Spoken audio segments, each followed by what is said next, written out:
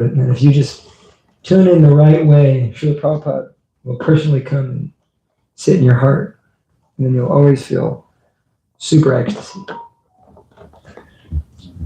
It's a fact. So, anyways, I do these talks quite often, and sometimes it's like, what to talk about, and I just rely on Krishna. He's got to give me something to say, somehow or other. So tonight I want to talk about some different things. One thing I wanted to speak about is, how do setbacks how do setbacks help us in spiritual life? Setbacks are very helpful in our spiritual life. Another thing I want to talk about is, how do we avoid being stuck in a setback? There's a difference between a setback and just being totally in the mud and broken. Setback means you keep going, whereas you could just be, you could just break your legs and then you're just stuck there. It's not a setback, that's a finish.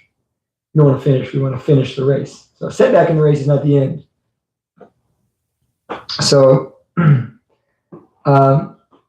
it should be just acknowledged that this stuff that we do here in the Krishna conscious movement, it's not easy to understand. It's not simple. It's not an easy thing to do to become a devotee of the Lord. It is an easy thing to do, but in another sense, it's not an easy thing to do. And it's not like what it appears to be when in the brochure, it looks like, wow, this is really nice. Here's the chant and be happy, or here's a on chanting Hare Krishna, and you see the picture and you're like, yeah, I can do that. That seems pretty easy, doesn't it? If someone said this is really the solution right here, and you look and you're like, I think I can do that. And then you try to do that, and it's like, wait a minute, it's not as easy as it looks to just go into that picture there and just do that all the time. Because we got these minds, and we got these bodies, and we got all kinds of different things that are challenging us. So your glory is to come here to try to understand the Bhagavad Gita. The Bhagavad Gita literally is one of the oldest books on the planet, and how many people have really understood it? Out of all the people who've read Bhagavad Gita, how many people have even had a glimpse of spirituality? So, just to try to understand it, Krishna says, elevates one to the planets where the pious dwell. Not free from samsara, but just trying to understand is such a pious activity that one enters into the planets of the sages or the pious. So I wanted to speak about chapter 15 of the Bhagavad Gita, because one of the ways we have to extricate ourselves in this world, extricate ourselves from suffering, is understanding why we're suffering. And so, beginning people, it's easy to understand. We tell them, you're suffering because you have material desire, you have all these unnecessary things, and they entangle you. And then, devotees, we know that, but still, even though we know that, we still find ourselves entangled. So there's something more, right? It's conceptually, we can understand that material activities, karmic activities are binding me. Conceptually, we understand that, but actually understanding that and getting out of it and becoming lighthearted and free from all that, it's a different thing. And it's a process, it's work. So in then chapter 15 of the Bhagavad Gita, which I just read today out of spontaneous nature, I read the whole chapter with the purports, and I thought, wow, we're just talking about that.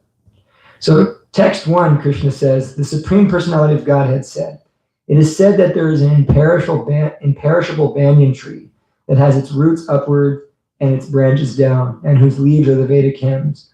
One who knows this tree is the knower of the Vedas. So Krishna is starting out this chapter with an analogy. He's giving an analogy. He's describing the material world as a banyan tree. And so it's a very rare soul who even tries to understand this stuff. And this chapter is always kind of a little bit like the first part. I don't really think about it too much, but Prabhupada, he opens the doors into it. So Krishna's giving an analogy. He's explaining how this world is like a banyan tree that has its roots upward and its branches down. And so we have no experience of a tree like that in this world, correct? That there's no tree where the roots are up and the branches are down. Prabhupada explains that there is an experience you can have of a tree like that. If you go to a reservoir of water, you'll see there's a tree on a reservoir of water. The reflection in that water has the roots upward and the branches down, correct? So in this way, the point is made that the material world is a reflection of the real tree. So we're living in a reflected reality, a perverse, sensed reality. Not that the reality itself is perverse, but our consciousness is perverse. And so we're perceiving what is as what is not. Therefore, we're seeing things in Maya. And so we don't have a actual factual experience of life. And so the next verse says, the branches of this tree extend upward and downward, nourished by the modes of material nature. The twigs are the objects of the senses. The tree also has roots going down, and these are bound to fruitive actions of human society. So it's kind of far out concept here. The branches of this tree extend downward and upward, nourished by the modes of material nature. So Prabhupada explains that this is showing the bewilderment that one experiences in the material world, that this tree of material life is bewildering us. It has branches upward, branches downward, and no one can understand where the root of it is. And these branches are nourished by the modes of material nature, right? The modes of material nature are these material qualities which bind us: ignorance, passion, and goodness. And they're tight ropes that wrap around our body, wrap around our mind, wrap around, and then therefore we get pulled like a puppet into so many circumstances which are unwanted. And in that way, we're bound to these modes. Once I had a dream where I was seeing this tree, actually, one of the spiritual dreams I've had in my life. I had this dream where I was walking through like a maze, but it was like a banyan tree maze. And like all these branches and roots were like choking me and like going in my mouth. And like, it was really one of those creepy nightmare type situations. And I was like, ah. And on the speaker was Radhanath Swami. He was like, his lectures were like playing on this speaker, and like, I was just like following the sound, like the trees of the branches were coming to get me. But by following the sound, somehow or another, I ended up with a sword and was chopping the branches down and escaping the tree of material nature by the Vani of Srimad Radhanath Swami Maharaj. So that was a very interesting dream. There was just this crazy maze, and then on the top there was just a speaker with Radhanath Swami lecture playing. So the twigs are the objects of the senses. These objects of the senses bind us. What are the objects of the senses? 5 senses. Form, scent, taste, touch, yeah. So we want to touch beautiful people. We want to smell beautiful things. We want to connect with, the mind is also a sense. We want to connect with beautiful minds, so to speak. Right? So this is how we're going. And in that way, the tree is wrapping around us. And it seems kind of, like, God, you Hare Krishna people, you're always just so negative, talking about all the good things in life are, fun. And that's not what we're saying. We're saying that if you don't know how to enjoy the good things in life, if you don't know how to take them in the proper way, then they'll destroy you. You don't like go up on the power line and fix the broken power line, do you? Unless you're an electrician. It's high power stuff. I mean, this nature is created by God, it's high power stuff. So, trying to mess with it without proper knowledge, without a proper education, you're going to get burned. You're going to get cooked.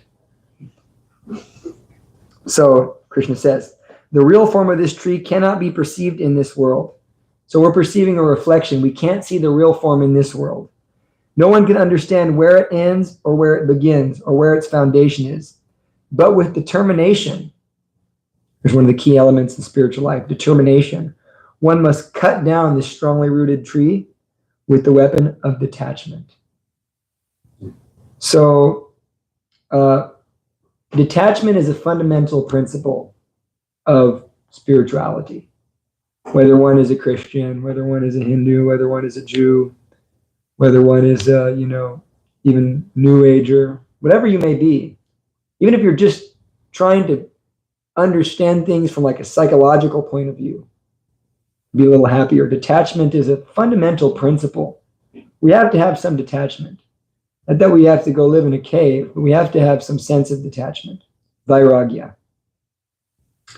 And in a lot of ways, especially for those who kind of delve off into Eastern spirituality, the very first, floor they get to is the Buddhism floor.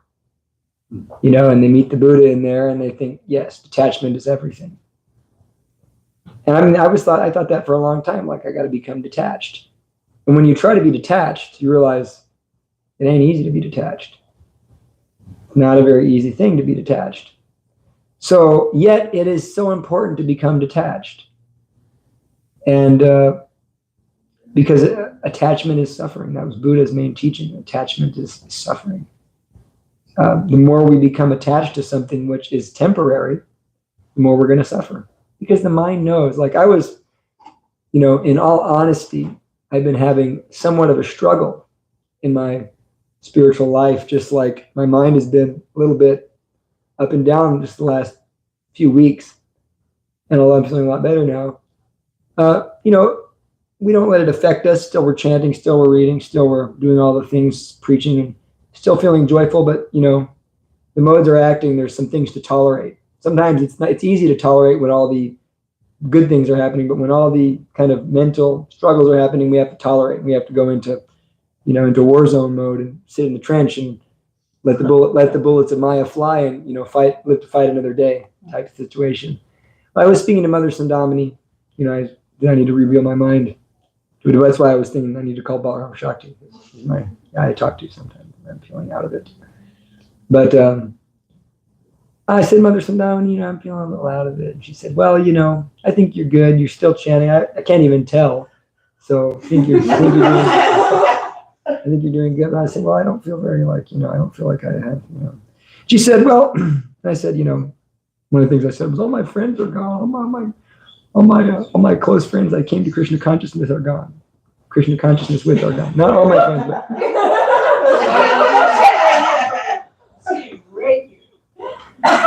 exception of Lolita.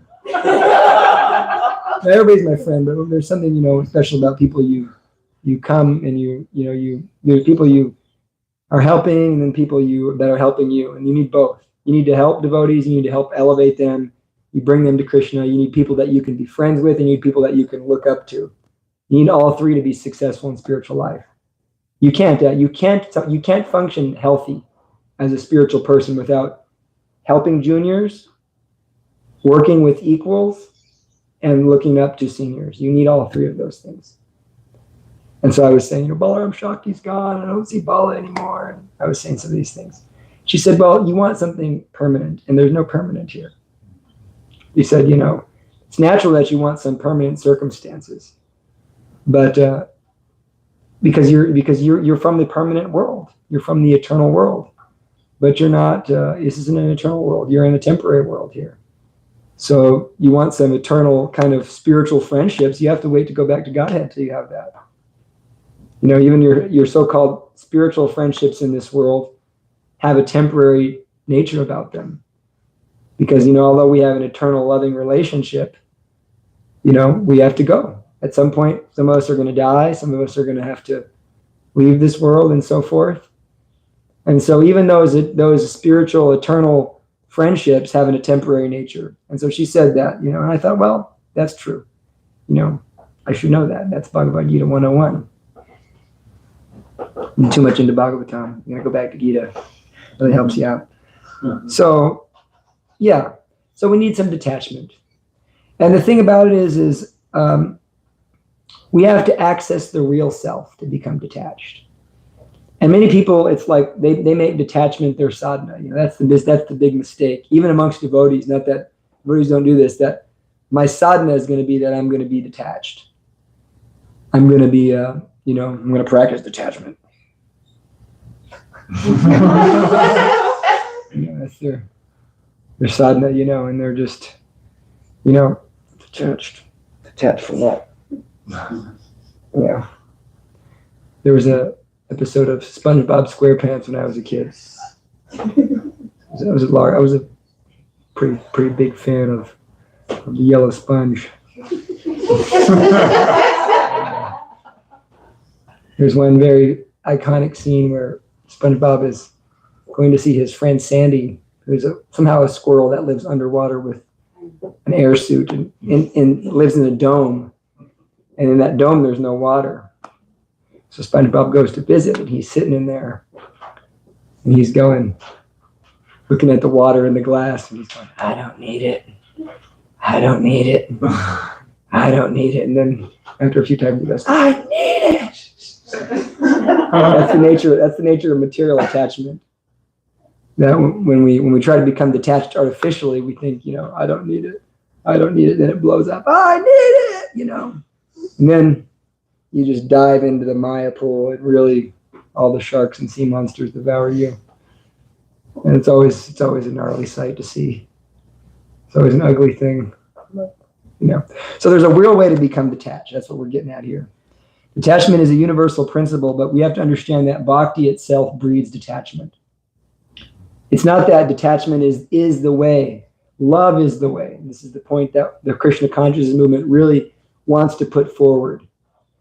In that, in all circumstances, we should always remember that really, actually, love is the way. Love is the path, and we don't want to be sectarian.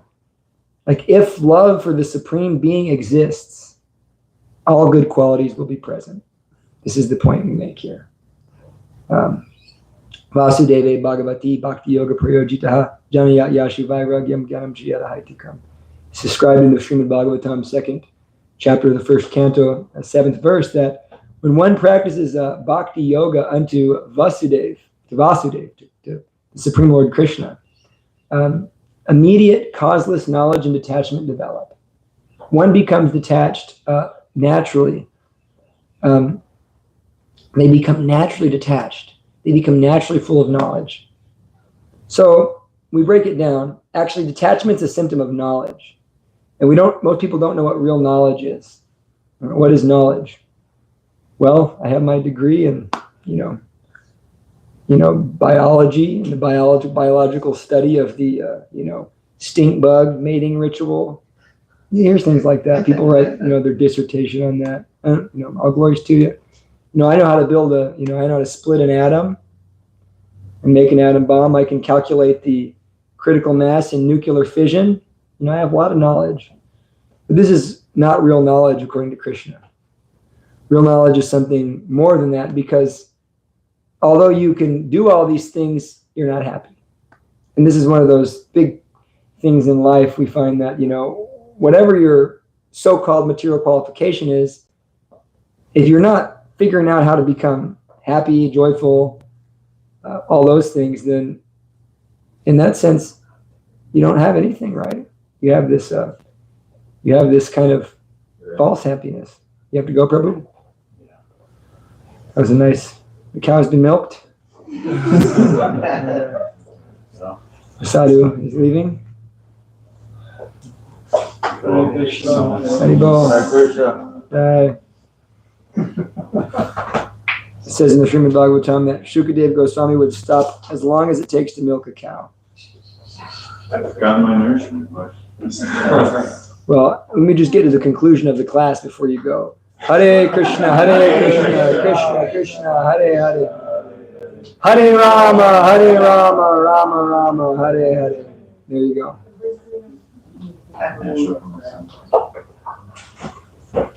So now I have to practice detachment. I thought we talked about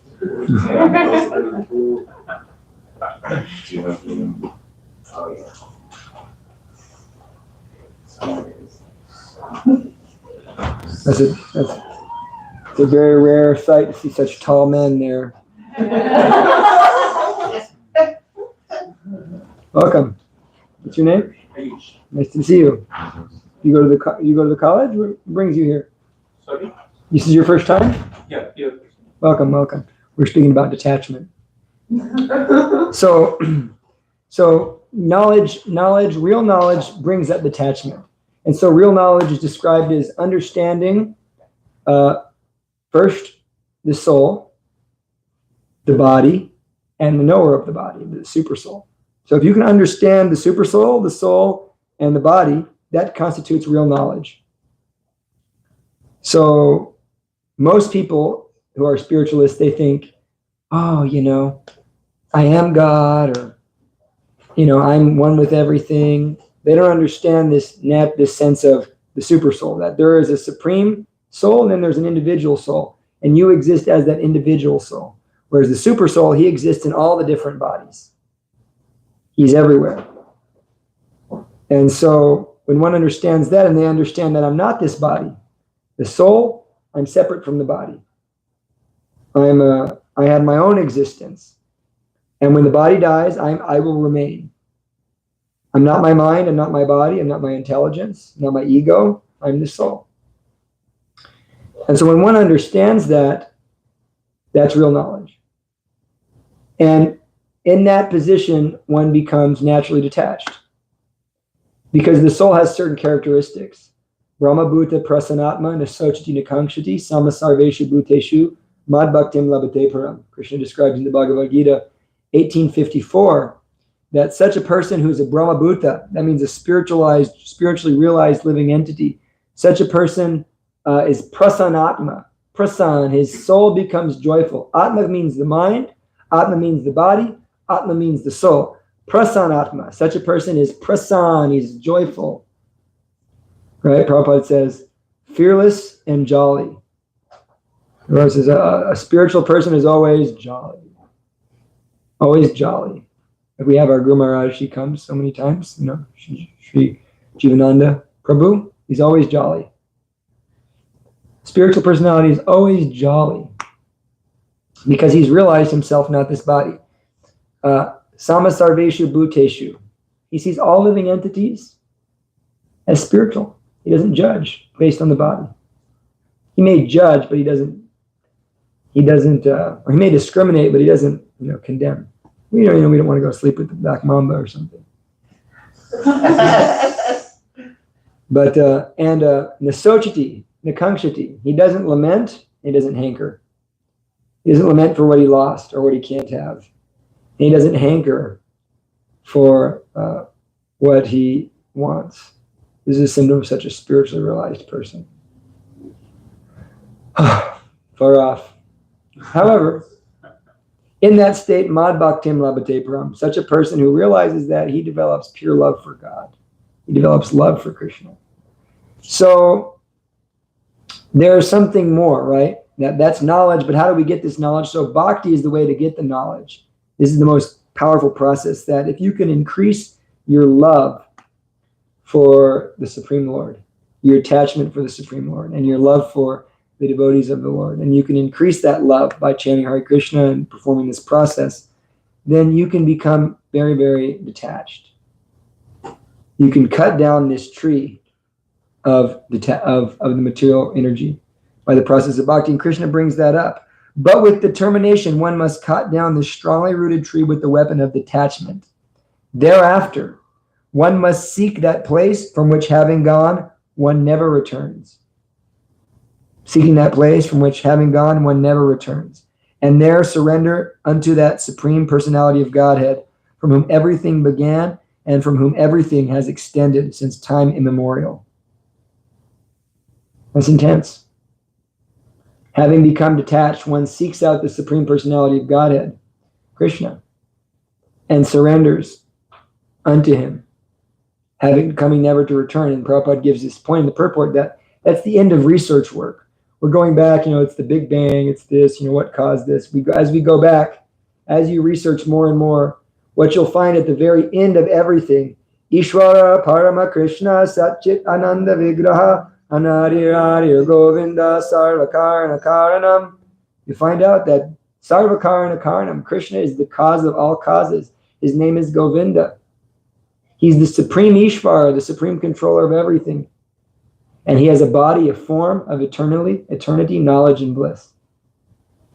You'll find this. This is the inconclusive statement of the Vedas, that there is a supreme person who is beyond everything. And at the end, once you find that Krishna, which you all have, lucky for you, The end of research work. You've come to the end. This is the end of the road.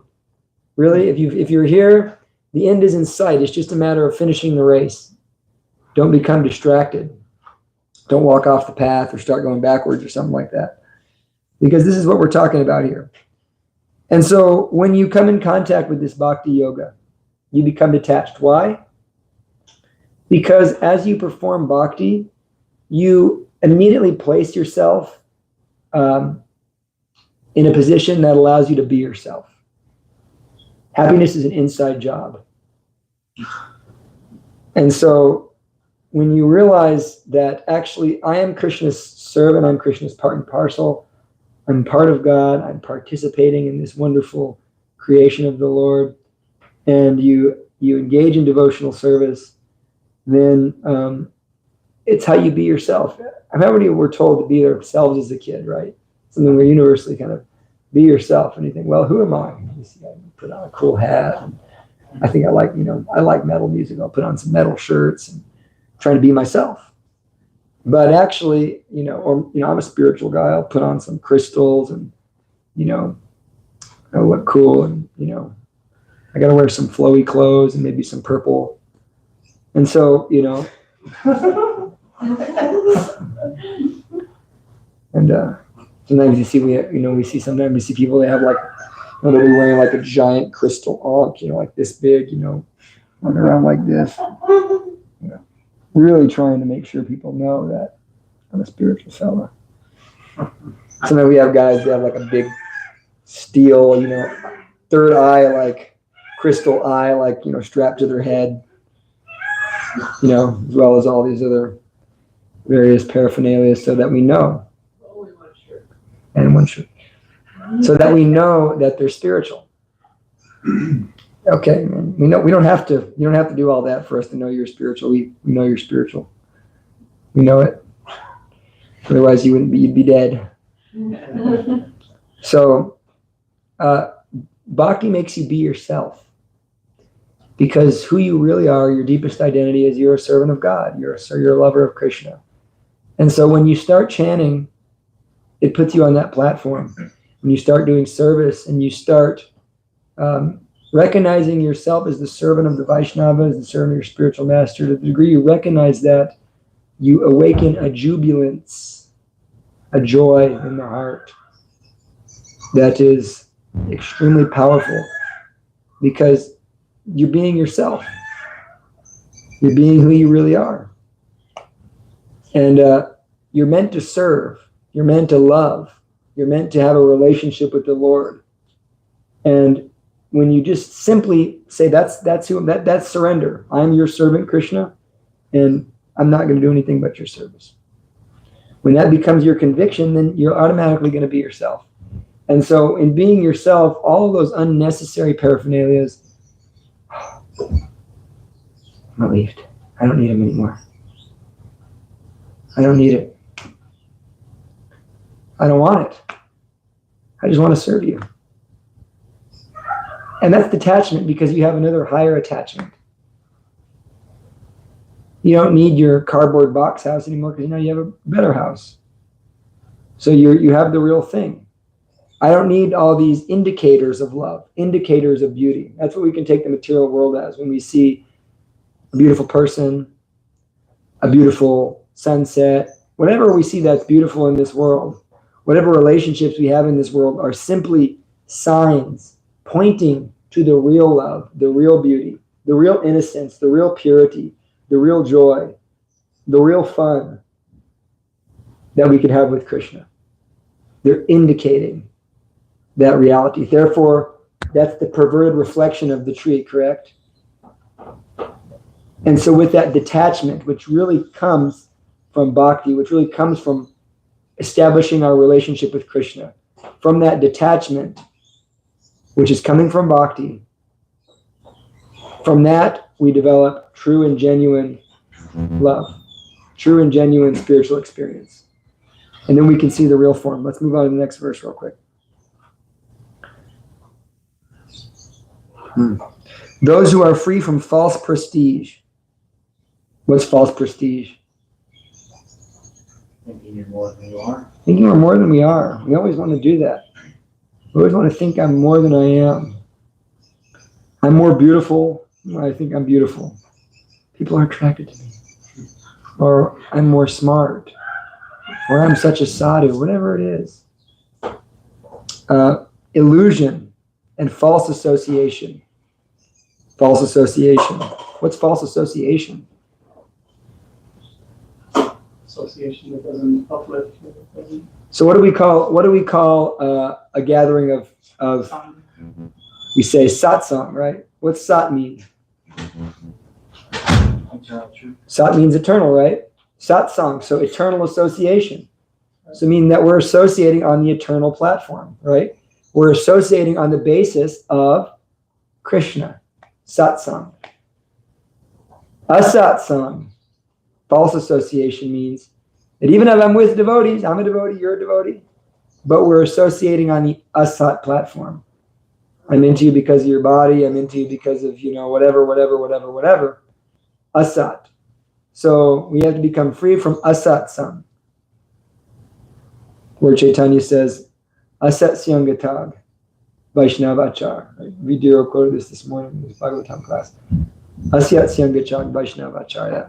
The behavior of a spiritual person is that he gives up asat sang.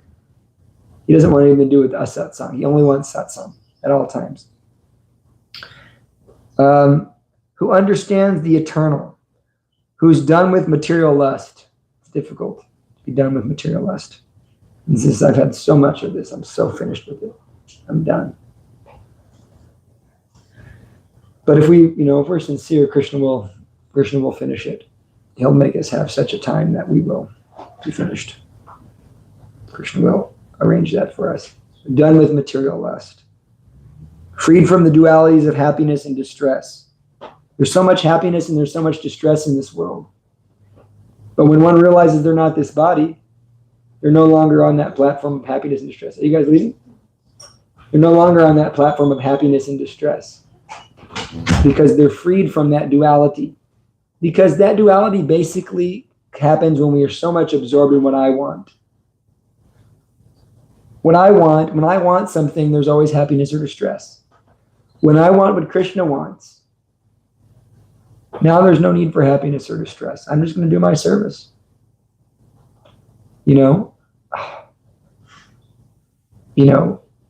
What to do. I'm not happy, but I'm not going to stop chanting Hare Krishna. I'm not going to stop doing service. I made a vow to make others happy. St. Francis said, let me seek to love and not be loved. Let me seek to console and not be consoled. So this is the way a devotee works. And the beautiful thing is that such a person who lives like that, in that state of really being a servant, in the end, you'll find yourself more loved than you can ever possibly imagine.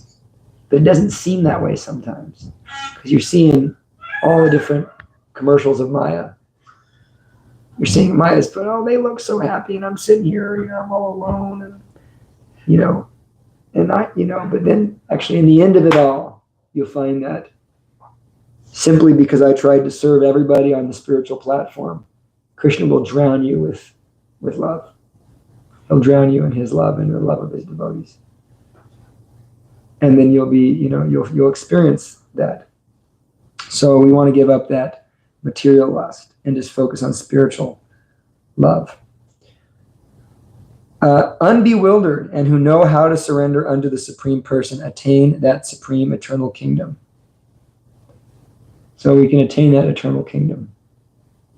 So it's all possible by bhakti yoga. And in the Srimad Bhagavatam, there's a series of verses, 1.216 through 1.221, that describe the process of bhakti exactly. They describe it exactly, how it starts. How does it start? We start with faith. One associates with devotees, one serves devotees, one develops a propensity to hear about Krishna. And from that propensity to hear about Krishna, one develops hearing about Krishna. Shrinvata Swakata Krishna. One is purified in the heart at that point. Then one becomes steady. They hear the Bhagavatam every day. All that is troublesome in the heart goes away. And then all that anger Kama, lobha, anger, greed, lust, passion, and ignorance disappears from the heart. And then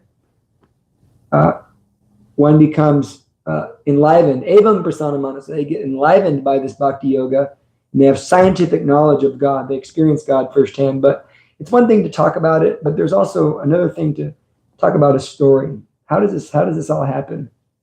And this is where I want to get to the point that it seems like we've talked all about it theoretically up until this point. But how does it look? How does it look? And so I was thinking, well, we'll speak about a story from Scripture about how this looks. Because it's not like, it seems so great theoretically, like all I got to do is surrender to Krishna and associate with devotees and chant, and I'm going to be good. I'm going to go back to Godhead, and I'm going to develop pure love for Krishna in my heart. But then when we really analyze it, we find in our lives that it's not so straightforward. There's all kinds of ups and downs and challenges. So in the Srimad Bhagavatam, first canto, 4th and 5th chapter, and 6th chapter, we hear about Narada Muni. Who here knows who Narada Muni is? Narada Muni is Krishna's greatest devotee. Narada Muni is a great devotee of Krishna, and he's the guru of Vyasadeva, and he speaks this part of the Bhagavatam. He's describing how bhakti is the most powerful process, and he's describing Vyasadeva having a conflict. He's unhappy because he's not performing bhakti yoga. He's unsatisfied with everything he's doing. Narada says, you're not doing bhakti, that's why you're unhappy. And then so in order to kind of explain to his disciple Vyasadeva why bhakti is so powerful, he begins to talk about himself. And so it's described how when Narada was a 5-year-old boy, he lived in the house of a brahmana, priest person. And his mother was a maidservant in that home, meaning she cleaned, she cooked, she, did house chores. She was a maid, right? And he didn't have a father. So he was just the son of a single mother and a maidservant. And the mother was serving this brahmana. And it's described how in the rainy season, Chaturmas, the rainy season, the great sadhus who generally travel around India, Pravrivra Jagacharyas, they travel around and preach the message of Godhead. Because of the rains, and it's like the monsoons we experience today, but it's to a heavier degree, and there's a lot more mud and stuff there in India, bigger rivers, and so it's very dangerous to travel. So at that time, such sadhus settle down in a certain place, and they give benefit to whoever they're staying with, right, during this Chaturmas season. Lord Chaitanya also stayed during the Chaturmas with a certain South Indian Brahmin. So these Brahmanas, Prabhupada calls them Bhakti Vedantas. Give us a little clue there. These great souls, they came and they settled down in the house where Narada Muni was staying. And so naturally, Narada Muni, who had all the good qualifications, he was not so into frivolous activities, and he was very eager to serve. So he began to serve and assisting his mother, as small children do. They like to assist their mom or dad in whatever work they're doing, right? The little girls always want to help the mom cook, or sometimes little boys do also. And little boys want to help the dad go work on the car or something, and so, sometimes you get them a little play kitchen or a little whatever, right? So that children go. And so the little child was assisting his mother in serving these Bhakti Vedantas. So what happens when you serve devotees?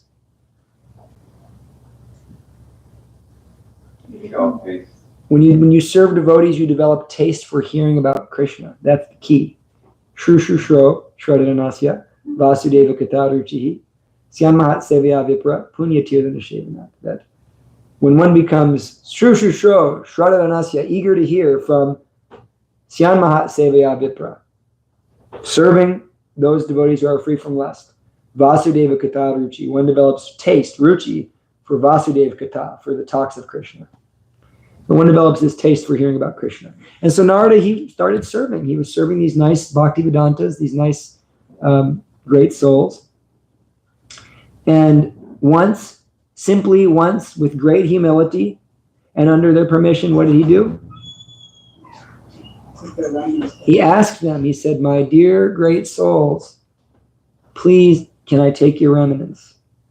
So Prabhupada explains that when you take the remnants, the Mahaprasadam of the Lord, it's very powerful, but even more powerful than that is to take what we call Mahaprasadam. Take that prasadam, which is not just offered to the Lord, but offered to a devotee of the Lord. And so he ate that and he became very, very purified. And so he was, going about his business. And in time, the rainy season stopped and these great souls left. And Narada was left with this taste for hearing because he was very, very submissive and he heard from these great sadhus every day about the glories of the Lord, about the preaching and message of the Lord. He heard very nicely from them. And so what happened next was, naturally, the maidservant, his mother, as maidservants do, went out to milk a cow. In the process of milking that cow, she came across a serpent. And being bit by that serpent in the field, she had fallen down and was unable to call for help. And naturally, she died. She passed away from the serpent bite. And in time, the Brahmana and the child, Narada, realized that Mom has not returned. Let us go see if she's okay, only to find that she had been deceased from a snake bite. This is devastation, right? 5-year-old boy, mom dies to a snake bite. Devastator. So generally, for most people, that's the end of my spiritual path right there. I don't have the time to think about all this God stuff because I just lost my mom and it was a 5-year-old. But this purification which takes place by serving the Vaishnavas, what did Narada do? Narada said, "I consider this the special mercy of the Lord." So this is this point that we make, that great souls often go through great tribulation. Is it not a fact? Before great empowerment. Great souls often go through great tribulation before attaining great empowerment. So God, Krishna, wants to empower you. Krishna wants you to be the best, most powerful version of yourself. And Krishna will give you tribulation. And if you have the proper consciousness of taking this mercy of the Lord, this is the mercy of the Lord, that the Lord is all merciful. God is all merciful. And that when I understand this, and I take these challenges and these tribulations as the Lord's mercy, as his ways and means to bring me closer to him, when this is understood, the Lord never gives us something that we can't overcome. But many times we don't want to overcome because we don't want to take shelter of him. And so such great tribulations, great challenges, they occur in a devotee's life to give that devotee the opportunity to achieve great empowerment.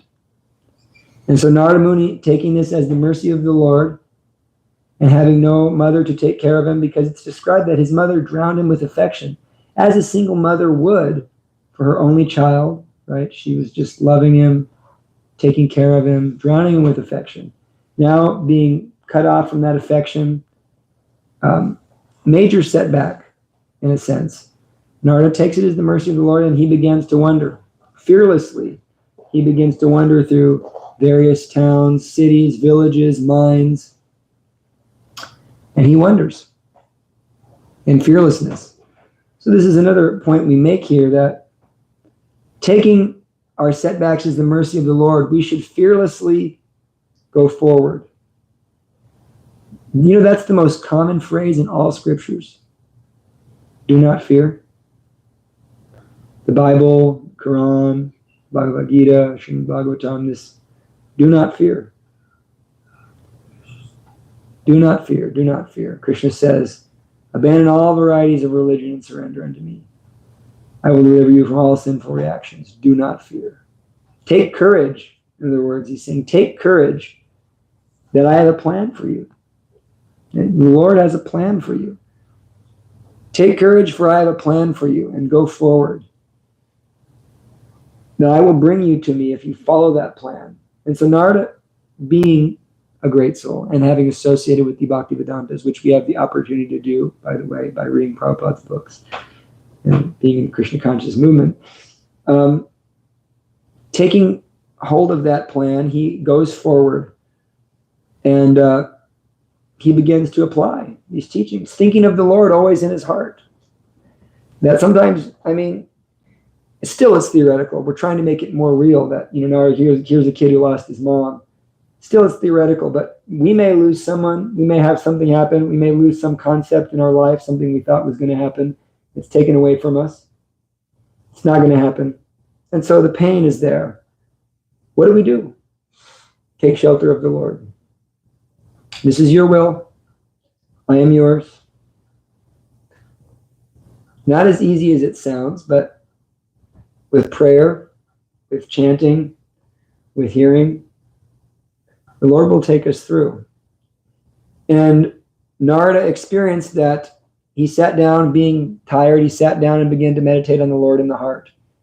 And at once, he saw the Lord appear in his heart. He saw Krishna. And so sometimes, right, Krishna gives us, in times of difficulty, if we do this shelter. I've experienced this firsthand with certain problems and different difficulties I've experienced in my own mind, desires, things we want to happen. And we know that it's just impossible for this to go down unless Krishna wants it. And we can go out of our way to try to make it happen. We can do so many things to go out and try to get the sense gratification we want or make the thing happen we want to happen. But we refuse and we say, you know what, I'm yours, Lord. And my business is yours. And surrender, right? That surrender. The Lord will reciprocate with us. And so Narada had an experience, not that we're all going to have this experience, but we can have, I can tell you, I personally had the deepest reciprocation in times like this. The Lord reciprocates, right? We give up that desire and we say, you know what, Lord, I'm yours. And, Krishna comes to us in so many ways. So Krishna came to Narada Muni, and Narada Muni, tears flowed from his eyes. I'm sure you've all may have had one or two experiences of tears for the Lord. One tear for God is worth every dollar in the universe. I'm serious. I say that with full conviction. One tear for God of that feeling, which the Lord may give us once in a great while, is worth every dollar in the universe. Prasadam is here. So Prasadam is here. So yes, Narada saw the Lord. And what happened next? He lost his sight, right? The Lord disappeared. And so sometimes we have that experience also, right?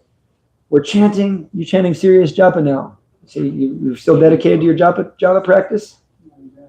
So sometimes you get this chanting, so good, so nectar, so ecstasy, and the next morning, where's the nectar? Where's the nectar? I'm doing everything I did. I can't taste the nectar. Thank you. I can't taste the nectar. Maybe a piece of cake. And then when I come back, you're going to be like, and some noodles. And some restaurant food. Anyways, so we can't replicate it, but the Lord disappeared from Narada's vision. And Narada, he opened his eyes and he said, okay, I'm going to sit down, do it again. Got the position right and got the kriyas right, and here I go. No, Lord. And so then the Lord came to him in a voice and said, I won't appear to you again in this lifetime. But I've only appeared to, what did he do? I appeared to increase your desire for me. And so then Narada wandered this world, always thinking of that Lord who appeared to him, always remembering Krishna, never forgetting Krishna. And then it's described at the time of death, he became enlightened at the time of death. And then the next creation, he came out with the spiritual body as Narada Muni. And so then the great empowerment takes place. Right? And we see this is a universal principle. Thank you very much. This is a universal principle. that Jesus Christ, after his baptism, immediately went to the desert to be tempted by Satan. The Buddha, right before his enlightenment, he was tempted so many things, first with opulence, then with lust, and so many things.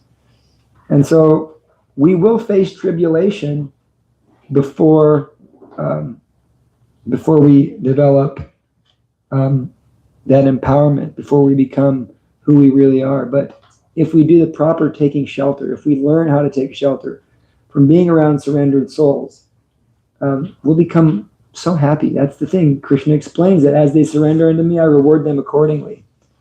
And so each test you pass, each time you say, Lord, this is yours, and you face that pain, which sometimes is very painful. Life is hard, my dear ones. Life is challenging. Krishna is arranging challenges. And sometimes, no matter who you are, we have to have the challenge. And it's going to hurt us. It's going to break us. But we don't give up that love for Krishna. Even Arjuna, right? He had a breakdown. But what did he do? He took the Bhagavad Gita. And what happened, actually, speaking of Arjuna, just to bring this out, Arjuna broke down on the chariot of Kurukshetra. And rather than running away, rather than leaving his problems and challenges, thank you, Jamuna, Hare Krishna. Rather than leaving his challenges and running away, Karpanya doso pahata svabhava prachamitam dharma samudacheta yachtrayasyan nishtitam bruhitam me shishyashtam sarimam tvam prapanam. Oh, my dear Krishna, now I have become bewildered due to miserly weakness. And in this condition, I've lost my will to fight. Please tell me what to do. Now I'm your disciple and a soul surrendered unto you. Please instruct me. Now I'm your disciple and a soul surrendered unto you. So this is the process, right? That we surrender to Krishna. Now I am your disciple and a soul surrendered unto you. And then he became enlightened, surrendering everything to serve Krishna. Once again, the process is there. But we think, all right, Arjuna, he passed the test. But later on down the line, in that same battle, Arjuna's son died. Arjuna's son Abhimanyu. Arjuna's son Abhimanyu, he was killed. Right? And he was actually cheated because he was such a great warrior. And he went into the this special, what? Chakravyu, yes. Everyone knows. He went into the Chakravyu. He knew how to infiltrate it, but he didn't know how to extricate himself from that. And so then Karna arranged so that he died. And so Arjuna was very heartbroken once again. And then once again, taking shelter of Krishna, he came out of that. Later on, Yudhishthira Maharaj was sitting, and he began to notice that things are not going well in my kingdom. This is after the battle of Kurukshetra. The war was won. Yudhishthira noticed things are not going well in my kingdom. I'm seeing a lot of bad omens. I'm seeing a lot of bad things happen. And so he sent Arjuna to investigate what's going on here. And then after some time, Arjuna returned with tears in his eyes. And, Yudhishthira said, did you lose a battle? Were you unable to fulfill the vow to the people you rule over? Did you, what happened? He named all these different things that could have happened. Then he said, did the Supreme Lord leave the planet? And with tears in his eyes, Arjuna began to weep, because Krishna had left. Krishna had left. And actually during that process, Arjuna tried to save Krishna's wives, and then Arjuna was defeated by a group of cowherd men who were actually Krishna, but that's a whole different story. But then Arjuna was realizing, although I defeated the entire Kuru army twice, the greatest warrior who ever lived, I wasn't able to fight these cowherd men because he who empowered me has gone. I'm not empowered anymore. But taking Arjuna, how did he overcome? What did he do to get his mind right? He remembered the instructions of Bhagavad Gita. So we also remember the instructions of Bhagavad Gita and overcome so many challenges. And so the great trials come before great times of empowerment. There will be times of going into the desert. There'll be times where we feel lonely, and there'll be times where we realize that only Krishna, only you understand me. That's part of the process, is kind of coming to the conclusion that, like, only you really understand me. So we become detached by developing that faith in God. Makes us detached, you see, because we understand his plan is the best. So anyhow, I'm just sharing some realizations tonight. Didn't have very much time to prepare. I think Omar saw that it was, I think, it was like, what was it, like 15 minutes. 15 minutes, yeah.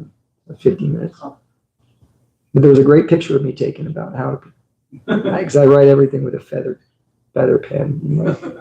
Even though I only had 15 minutes, I still had to use my feather pen with ink. All right, any discussion for the evening? Arjun Sarati Prabhu. I had a thought on the way here that. He had a question first.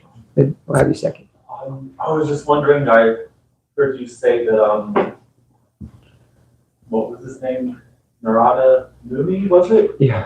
Is the greatest devotee of the Lord, but I have heard by disciplic succession that Lord Shiva is the greatest devotee of the Lord. Now I am confused by your equivocal instructions. Well, there's a lot of different times that's used, but and you want the conclusive answer of who the greatest devotee of the Lord Yeah, is? like who wins? Like Who's the greatest devotee of the Lord? Narada. Sri Radha. Sri Radha is the greatest devotee of the Lord. Yeah. No, Right between there. Narada and That Shiva, who would win? That's above my pay grade. That's above my pay I can grade. accept that. I mean, it's above mine, that's why I asked you.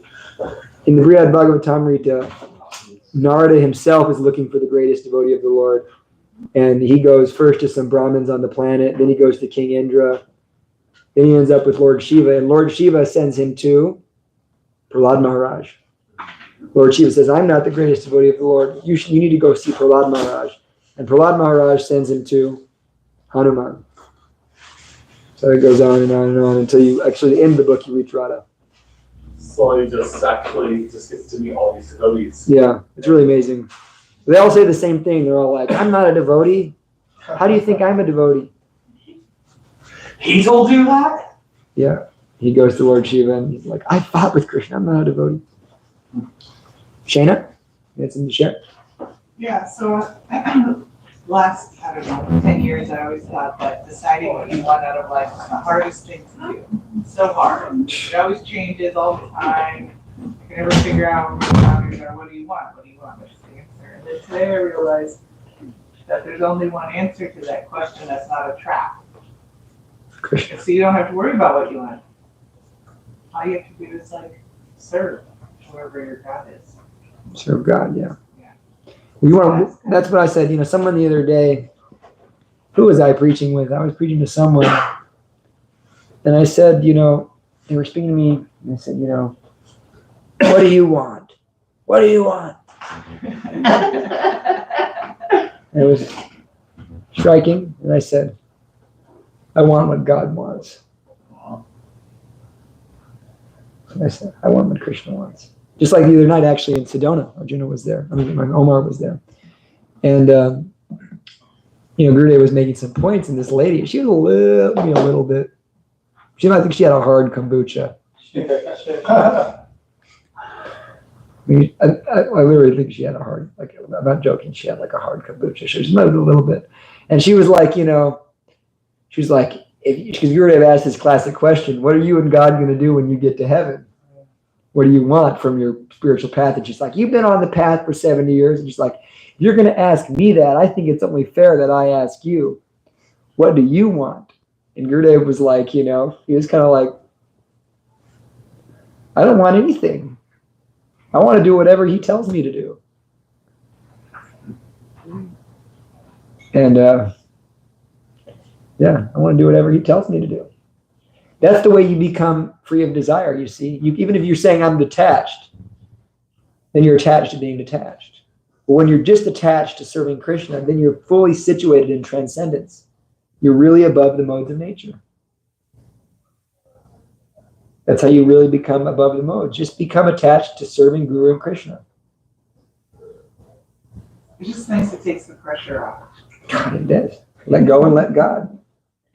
Sometimes we get it in our minds that, even though we know all this stuff, still the mind becomes attached to some circumstance that we want. And then Krishna, if he's really kind to you, he'll arrange it that, like, not only is it not going to happen, but it's going to happen in a way that it's going to really hurt.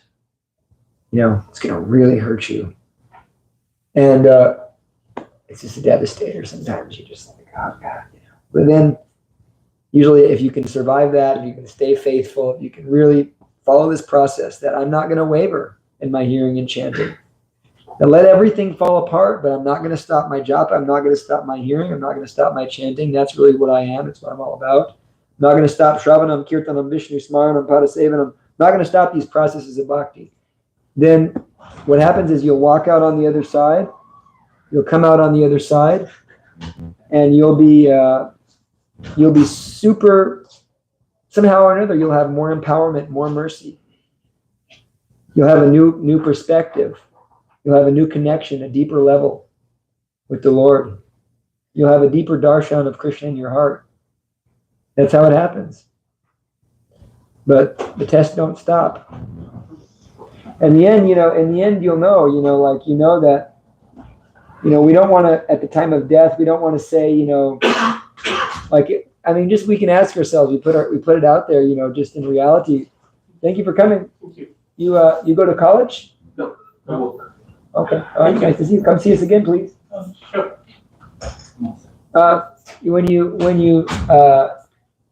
When you die, and Krishna asks you, "What did you do for me?" Is he going to ask that? We want to feel we did our best, don't we? Yeah. We want to feel that, I'm not perfect and I'm nothing, but I am what I am. I didn't hold back. I really tried to give it to you, tried to do my best to serve you. I really, I didn't do my best, but, we want to feel we've loved Krishna. And so, it's a satisfying at the end of the day when we think, all these things happened. Things aren't the way I want them to be. Things didn't work out the way I wanted them. But in the end of the day, I'm yours and you're mine. And that's how it's always been and always shall be. And, with that in your heart, the next morning you can wake up and be ecstatic yet again. And every morning, my process is I wake up every morning. First thing I say is, thank you, Lord, for another chance. And you give me another day to try to serve you. I didn't do it nicely yesterday, but you've given me another chance to serve you today. Give me another chance to love you. Give me another chance to, try again. And start my day with that thought, and I pay obeisances. And I, start my process of bhakti. And,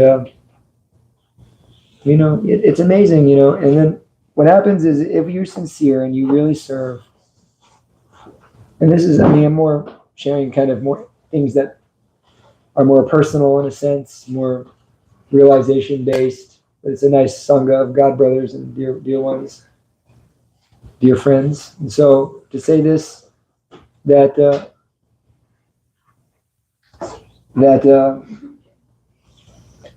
when you really make your effort to serve, then Krishna,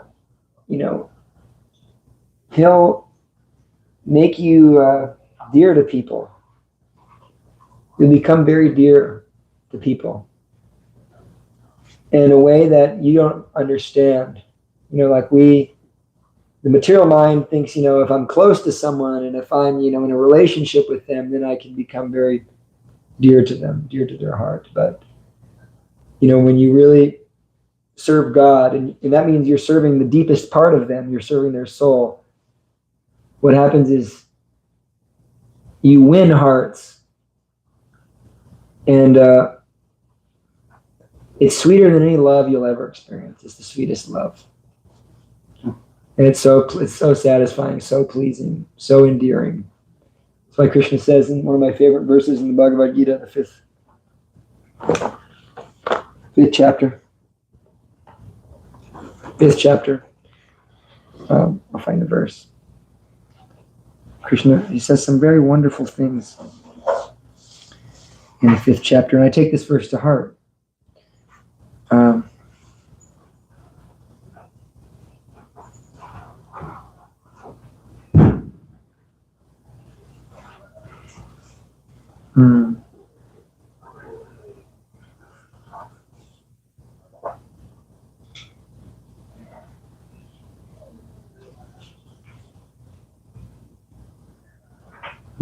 Having a hard time finding it.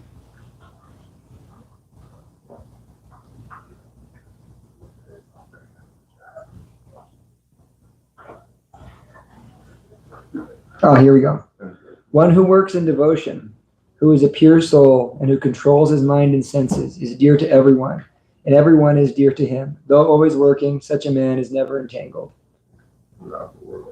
So one who works in devotion, that when we have a genuine sense of devotion in our service to God, that I'm doing this with devotion. One who works in devotion and who is a pure soul. What does it mean to be a pure soul? It's kind of a trick question.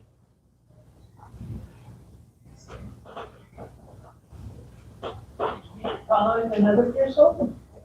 That's a good answer. To not be physical anymore, to just be. Now you have like many devotees of Shiva become a gas or a goal without physical body. No, to be a pure soul means you're already a pure soul. You're a pure soul, you are a soul. So when you serve Krishna, you're a pure soul. It means that I want to serve God. That's a pure soul. When that becomes my only desire, I want to serve Krishna. That's a pure soul. Now, it doesn't mean I don't think about other things, but it means that I'm not going to act on them. I'm not going to indulge in them. I'm not going to make my own plan of how to do it my way. I'm serving Krishna. I'm doing it Krishna's way. That makes you a pure soul.